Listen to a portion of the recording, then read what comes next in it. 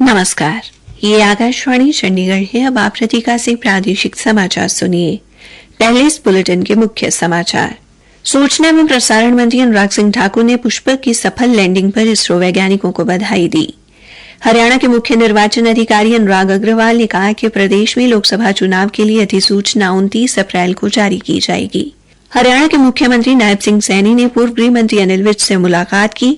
श्री विज ने पार्टी से नाराजगी होने से इनकार किया। चौधरी चरण सिंह हरियाणा कृषि विश्वविद्यालय के वैज्ञानिकों ने मटर की एक नई बीमारी और इसके कारक जीवाणु की खोज की। और आज देश भर में विश्व जल दिवस मनाया गया।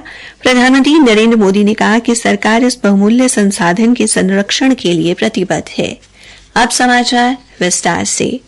सूचना एवं प्रसारण मंत्री अनुराग सिंह ठाकुर ने दोबारा इस्तेमाल होने वाले प्रक्षेपण यान पुष्पक की सफल लैंडिंग पर इसरो के वैज्ञानिकों को बधाई दी है। श्री ठाकुर ने एक सोशल मीडिया पोस्ट में कहा कि प्रधानमंत्री नरेंद्र मोदी के नेतृत्व में भारत ने एक बार फिर अंतरिक्ष क्षेत्र में नए आयाम हासिल करने की प्रतिबद्धता व्यक्त की है।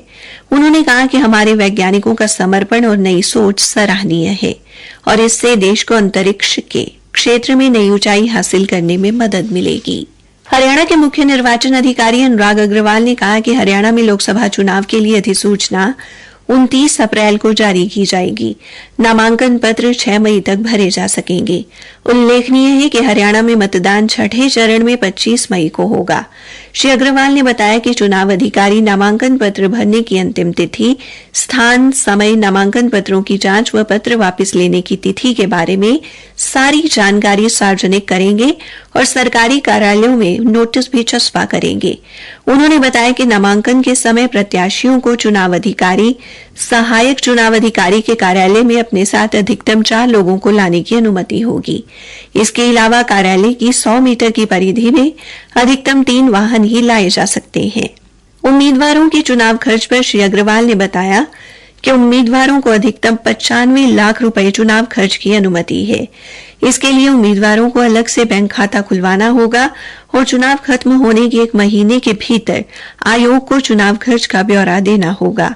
उन्होंने कहा कि चुनाव के लिए सामान्य श्रेणी के उम्मीदवारों के लिए जमानत राशि 25,000 रुपए और अनुसूचित जाति व जनजाति के उम्मीदवारों के लिए 12,500 रुपए है, जो नकद या खजाने के माध्यम से ही स्वीकार्य होगी।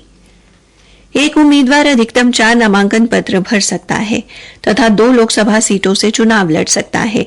नामांकन पत्र उम्मीदवार द्वारा या उसके प्रस्तावक द्वारा भरा जा सकता है।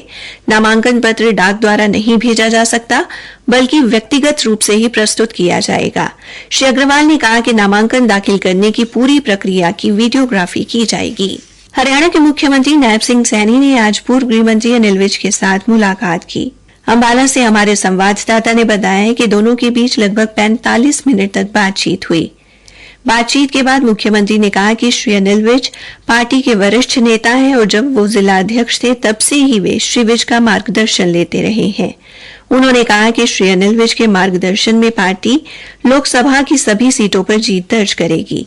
इस अवसर पर पूर्व गृह मंत्री अनिल विज ने कहा कि वे भारतीय जनता पार्टी के अनन्य भक्त हैं, जो कभी पार्टी से नाराज नहीं होते। प्रादेशिक समाचार आकाशवाणी चंडीगढ़ से प्रसारित किए जा रहे हैं। चौधरी चरण सिंह हरियाणा कृषि विश्वविद्यालय के वैज्ञानिकों ने मटर की एक नई बीमारी और इसके कारक जीवाणु की खोज की है।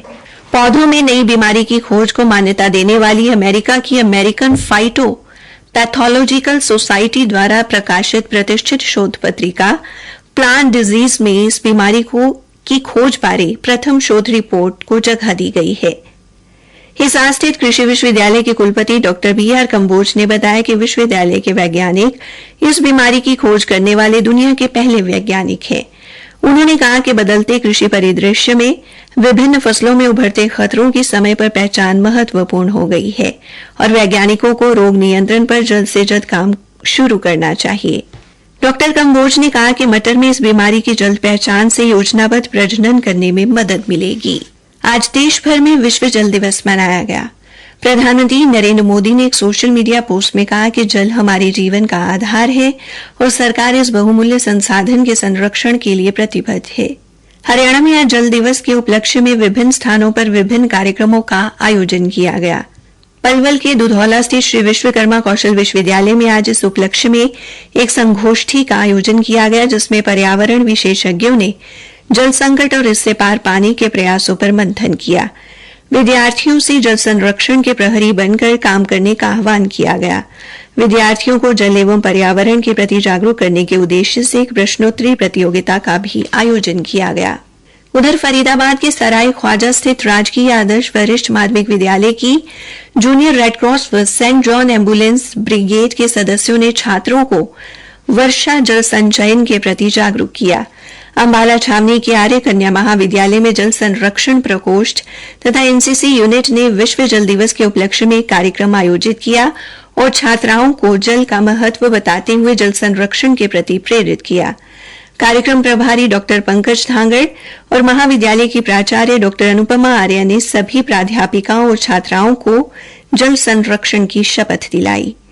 जींद के औद्योगिक प्रशिक्षण संस्थान में भी जन स्वास्थ्य अभियांत्रिकी विभाग तथा जल एवं स्वच्छता सहायक संगठन द्वारा जिला स्तरीय कार्यक्रम का आयोजन किया गया, जिसमें खंड समन्वयक दिनेश मलिक ने विद्यार्थियों को जल दिवस के महत्व के बारे में बताया। पंचकुला में भी हरियाणा तालाब एवं अपशिष्ट जल प्रबंधन प्राधिकरण द्वारा एक सेमिनार करवाया गया, जिसमें प्राधिकरण के कार्यकारी उपाध्यक्ष प्रभाकर कुमार वर्मा ने विश्व जल दिवस के इस वर्ष के थीम शांति के लिए जल का उपयोग की व्याख्या की। उन्होंने कहा कि अगर पानी कम होगा तो समाज में अशांति फैलेगी। श्री वर्मा ने कहा कि प्रदेश में वर्ष 2024-25 के अंत तक 1282 अमृत सरोवर और 5718 मॉडल तालाबों को पुनः स्थापित किया जाएगा।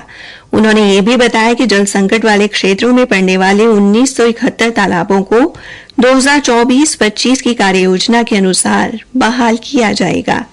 भिवानी में सामाजिक संस्था नेताजी सुभाष चंद्र बोस युवा जागृत सेवा समिति द्वारा जल दिवस पर शिक्षकों को जल संरक्षण का संकल्प दिलाया गया। राष्ट्रीय युवा पुरस्कार से सम्मानित अशोक भारद्वाज व शिक्षिका सावित्री यादव ने बताया कि महिला शिक्षकों ने जल संरक्षण के प्रति जागरूकता लाने के लिए महिला शिक्षक समूह तैयार किया है। कैथल जिले के सेरधा स्थित अमरनाथ भगत जयराम कन्या महाविद्यालय में भी विश्व जल दिवस पर एक कार्यक्रम का आयोजन किया गया। रेजांगला शौर्य समिति की ओर से आज रेवाड़ी में रेजांगला शहीद स्मारक पर होली मिलन कार्यक्रम आयोजित किया गया। मुख्य अतिथि के रूप में रेजांगला युद्ध के जीवित योद्धा सेना पदक से सम्मानित निहाल सिंह यादव व कप्तान रामचंद्र यादव मौजूद रहे। इस अवसर पर गुरुग्राम के एसडीटी विश्वविद्यालय के मास कम्युनिकेशन व मीडिया टेक्नोलॉजी फैकल्टी के स्नातक व स्नातकोत्तर विद्यार्थियों के दल को विशेष रूप से देश के असली नायकों की जीवनी के बारे में विस्तार से जानकारी दी गई।